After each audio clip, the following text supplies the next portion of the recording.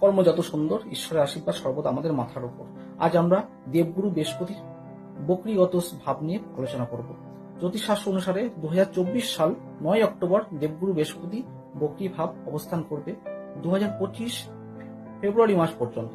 এই বৃহস্পতির বিপরীতমুখী গতি অবস্থানের ফলে বিশেষ উপকৃত হবেন এই 3 রাশির জাতক ও জাতিকা: তুলা রাশি, মেষ রাশি এবং সিংহ রাশি। মেষ রাশি দেবগুরু বৃহস্পতি দ্বিতীয় ঘরে বক্রি ভাবস্থ হওয়ায় অর্থনৈতিক ভাব খুব শুভ হবে। হঠাৎ করে অর্থের প্রাপ্তি এবং চাকরি ক্ষেত্রে নতুন প্রমোশন এবং নতুন কাজের অফার আসবে। শরীর স্বাস্থ্য মধ্যম যাবে এবং পারিবারিক সুখ ও জীবন সঙ্গিনীর সম্পর্ক মধুর হতে চলেছে।